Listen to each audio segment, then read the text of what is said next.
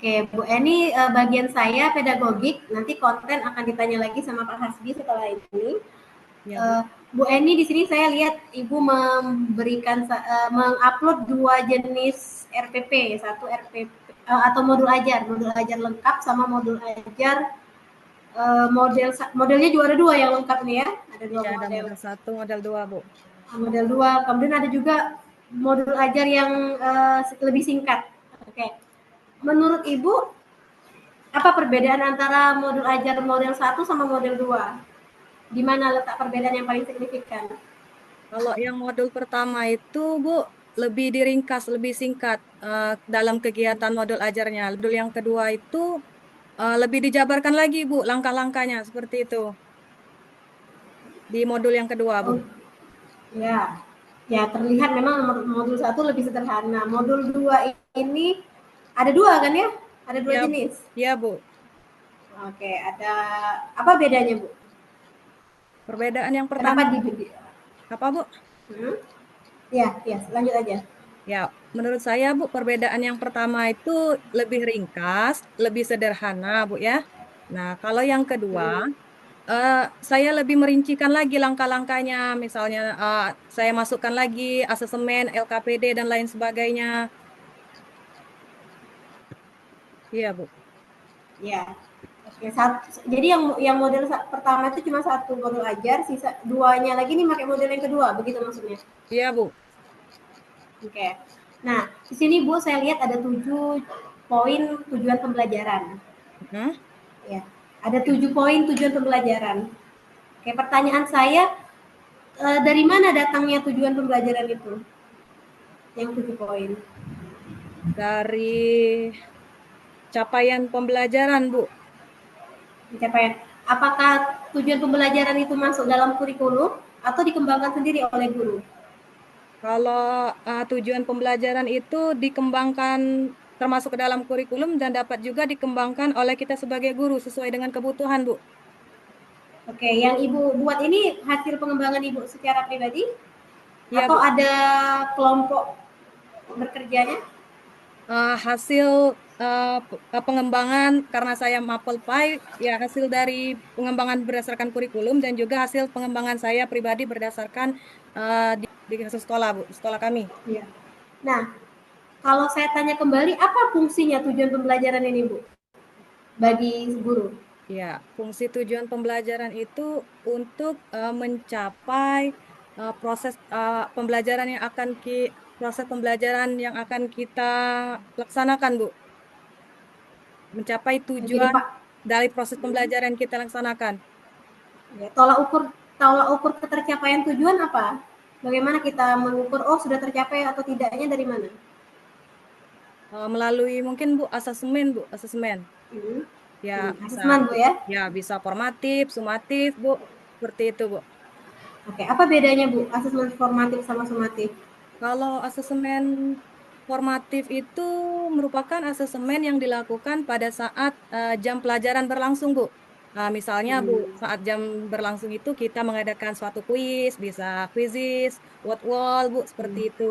Dan bisa juga kita misalnya seperti saya, Bu, saya kan membahas tentang Quran Surat Al-Ma'un. Di sana saya menggunakan kartu, anak-anak menyusun kartu-kartu tersebut berdasarkan urutan ayatnya, Bu, seperti itu. Ya. Oke. Ya, formatif bisa di tengah-tengah pembelajaran, bisa juga di akhir pembelajaran. Tapi Ya, Bu. dengan catatan belum selesai RPP-nya ini, belum selesai tujuan pembelajarannya. Boleh juga misalnya RPP Bu 3 kali pertemuan, tapi di antara pertemuan itu kita tes formatif. Oke. Nah, terkait tes formatif dan sumatif yang Ibu kembangkan, apakah Ibu memuat asesmen HOTS atau HOTS? Iya, Bu, termasuk juga hots. Iya, oke. Ya. Ya. Boleh diberikan contoh di mana saya bisa baca?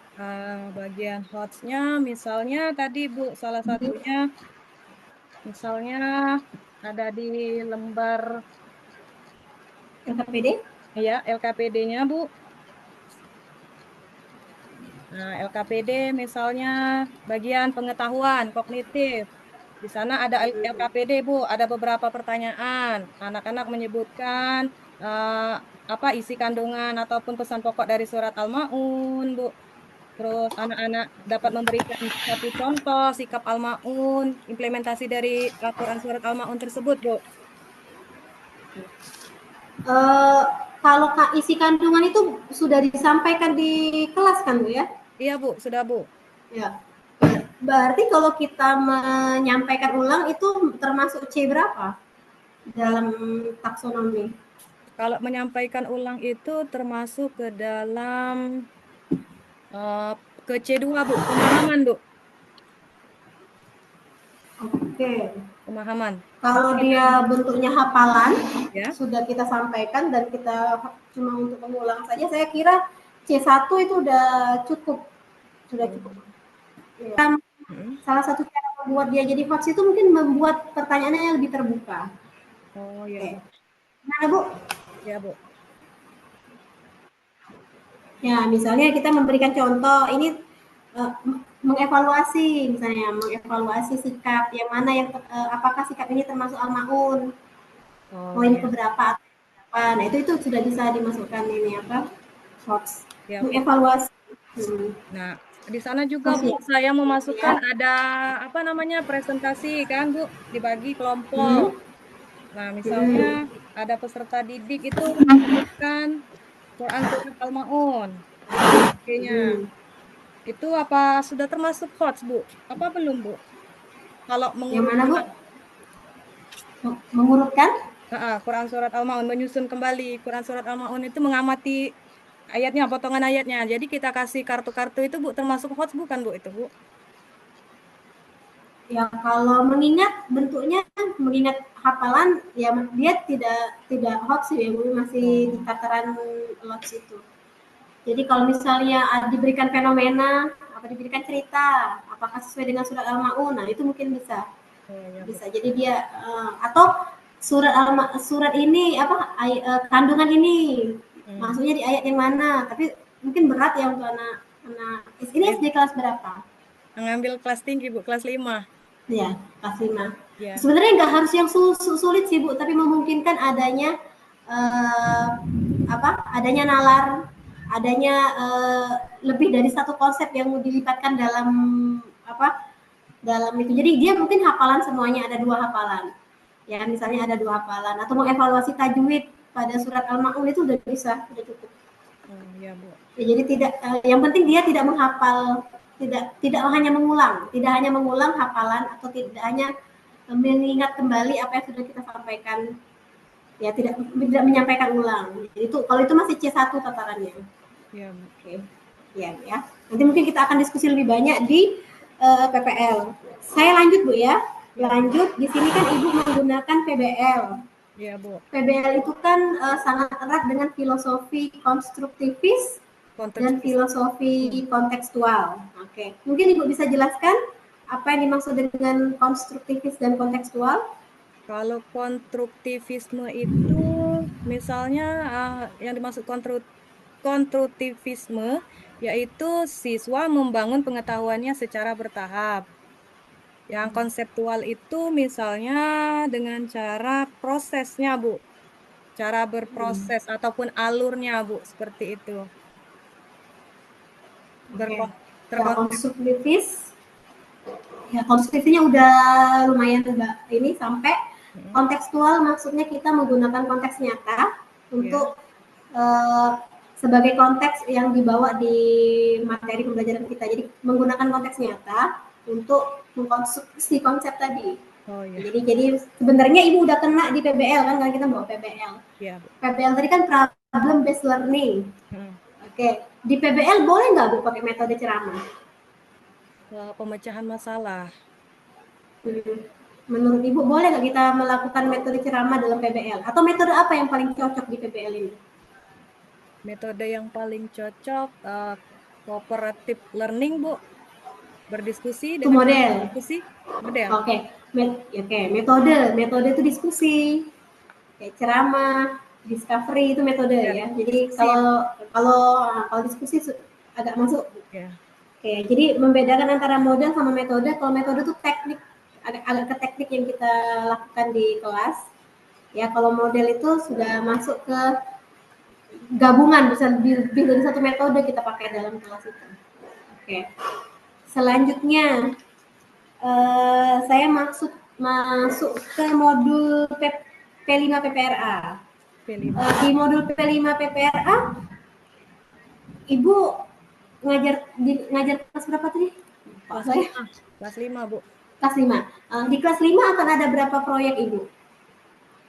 Akan ada Semester ini. di semester Semester ini ini cuma ada berapa proyek? 1, Bu. Satu proyek. Oke. Bagaimana kita merencanakan proyek itu, Bu? Tahapannya? Tahapannya yang pertama pengenalan dulu, Bu. Pengenalan. Ya, Kemudian setelah pengenalan baru kita lanjut lagi apa ya? Murid dikenalkan konseptualisasi, Bu. kontekstualisasi. Ya, kontekstualisasi. Ya, kontekstualisasi. Oke, Iya, selanjutnya kon bentuknya seperti apa kontekstualisasi itu, Bu? Biasanya? dengan cara misalnya saya kan mengambil gaya hidup berkelanjutan, Bu ya. Lingkungan ya mengenai sampah. Jadi kita perkenalkan dulu peserta didik itu bagaimana sudah bersih belum lapangan sekolah lingkungan sekolah kita. Terus kita kenalkan Oke. dulu jenis-jenis sampahnya seperti apa, yang organik, non organik seperti itu, Pak, Bu. Oke, jadi bagaimana membuat masalah itu menjadi kontekstual bagi siswa dulu Ya, jalankan. ya, Bu. Oke, selanjutnya setelah kontekstualisasi, Ya. tahapan apa lagi? Setelah kontekstualisasi baru ke aksi, Bu. Aksi. Ya, Aksinya nanti aksinya. berapa hari atau berapa lama? Eh, Aksinya karena ada 5 aksi, mungkin satu aksi itu sehari, Bu. Jadi 5 kali. Oh, 5 kali. Oke. Iya. Ini metodenya nanti kegiatannya ini dilakukannya harian, mingguan atau bulanan? Proses proses kegiatan P5 PPRA-nya di Nah, sekolah Ibu. ya kalau di sekolah kami, Bu, biasanya mingguan, Bu. Mingguan. Sekali. Jadi ada hari tertentu, Iya, ada hari Bu. tertentu yang membahas. Ini Oke, jadi jadwal. proses pengenalan, kontekstualisasi, aksi sampai refleksi nanti Ya, di hari-hari tertentu itu, Bu ya. iya, Oke. Bu. Nah, Terakhir, Bu, PTK. PTK-nya judulnya apa? PTK judulnya PTK-nya. ya peningkatan hasil belajar Quran Surat Al-Ma'un melalui model pembelajaran quantum learning pada peserta didik kelas 5 SD Negeri 1 Belimbing. Ya. Ya, oke. Bapak Ibu, kita kan pengennya nanti PTK sekali jalan sama PPL. Ya, Nah, saya lihat PPL ini kita ada PJBL, PBL, sama DBL. ya, Bu. Kalau saya lihat ini tadi di LMS. Nanti mungkin bisa disesuaikan walaupun Ibu pakai model yang Ibu pilih tadi, Ya, nanti model itu kalau bisa bersesuaian dengan yang mana dari ketiga model yang sudah ada tadi ya. Jadi jangan terlalu jauh. ya, Bu. Kalau saya lihat bisa lah nanti didekatkan dengan PBL atau kalau pengen DBL juga masih bisa itu nanti. Ya, Bu. Nah, kualitatif apa kuantitatif nanti data yang akan dikumpulkan? Kualitatif, Bu. Kualitatif. Jadi bentuknya nanti Bentuk seperti data, Bu. apa? Datanya Data, Bu. berbentuk apa? Misalnya kita ambil ya, misalnya kita ambil sampel dari peserta didik tersebut, Bu. Beberapa peserta didik. Data, Apanya yang mau diambil data? ya, Wawancara? ya wawancara, ada bentuk portofolio, Bu. Dokumentasi nantinya. Oke. Hasil belajar enggak? Hasil belajar termasuk juga, Bu. Ya. Ya, karena, Mungkin kita perlu tes berarti Bu ya. ya, Bu, benar, Bu. Oke. Tes Ya. juga. Ya, saya rasa itu dulu Bu dari saya untuk pedagogiknya. Ya, Bu. Untuk pengetahuan lumayan lah, sudah banyak yang Ibu pahami, tapi tinggal nanti yang kita ketahui ini bagaimana kita akan coba versi soal hoax-nya ya. Ya, Bu. Kalau yang saya ceritakan ini kan baru Ya, Bu. ngobrol-ngobrol aja gitu. Benar, Bu. Oke, itu saja dari saya mungkin Pak Hasbi. Terima kasih. Ya, terima kasih, Bu. Ya, baik. Makasih Bu Riza. Bu Eni kita lanjutkan ya. Ya, Pak. Oke. Kan pada masa Abu Bakar As-Siddiq ya, itu kan terkenal masanya orang yang enggan membayar zakat. Ya. kemudian ada nabi palsu, kemudian orang juga banyak yang murtad, Hmm. ya. Nah, maka dari itu eh, kita ya sebagai umat Islam ya kira-kira ya menurut pendapat Ibu kalau tidak ada perjuangan ya apa yang sudah didakwakan oleh Abu Bakar tadi, kita sampai saat ini bisa mengenal Islam atau enggak, Bu? Iya, Pak. Izin menjawab, Pak. Kalau ya, Hmm. kalau tidak ada Abu Bakar, mungkin ya kita tidak akan memeluk Islam, Pak. Karena Abu Bakar itu sangat memperjuangkan agama Islam, terutama mengenai kaidah dan proses membayar zakat. Dia lebih sangat menekankan tata cara membayar zakat.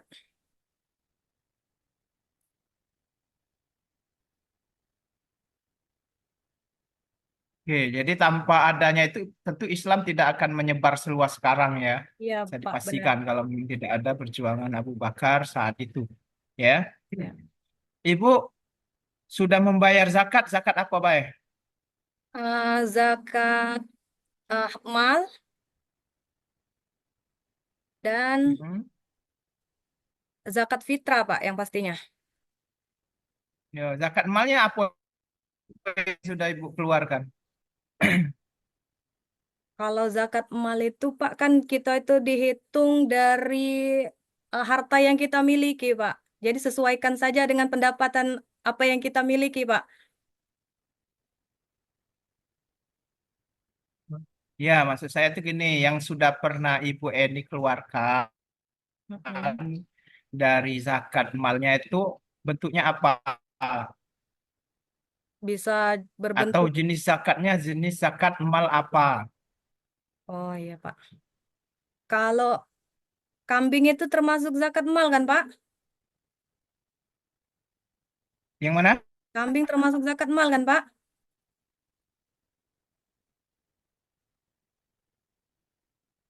Kurang jelas.